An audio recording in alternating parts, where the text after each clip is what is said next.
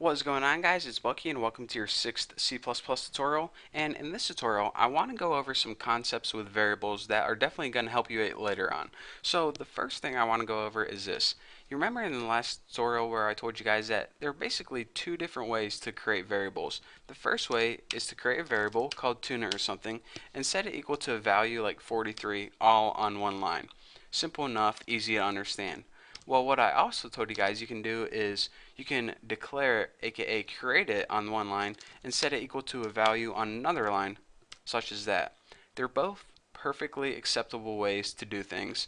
The one thing I wanted to stress is that whenever you do this way, declare it on one line and set it equal to a value on another line, you don't need to write what type of variable it is again.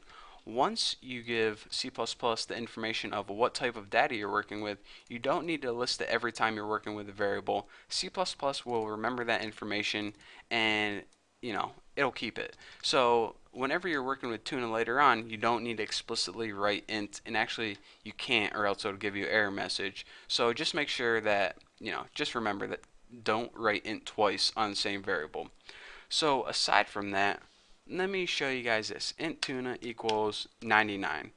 So later on, and I didn't tell you guys this, but what you can do is if you set tuna equal to something else, like 76, whenever your computer creates a variable, it sets aside a piece of memory to store that value, in this case 99.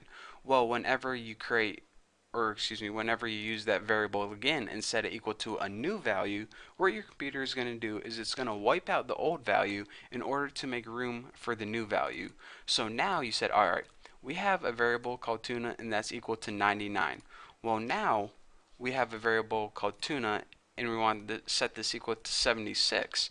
Well, alright, so we're going to try to print out tuna, and our computer is going to say, alright, should I print out 99 or 76? Well, since we created one originally that was 99 and then we overrode it to make it 76, it's going to print out 76. So let's go ahead and build and run this and see what we get. 76. So basically, whenever you have a value, it's placed in a memory location, and then whenever you give that variable a new value, it's going to overwrite the old value and put it in the same location. So I just want to tell you guys that this is how you can overwrite variables. So if you're expecting 99 and you got 76, this is why.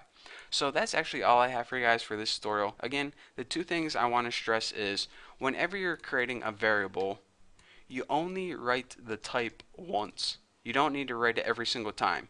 And then whenever you need to reassign a value, you just go ahead and write the variable name and not the type again. And also, whenever you're overwriting a variable, you use the variable and it's going to be equal to the latest value. So whenever you set this equal to 76, it's going to wipe out the 99 and use the 76. So I just wanted to stress those, a couple memory concepts, so then whenever we're building programs later on, you might have a better understanding of how it works. So for now, that's all I have for you guys.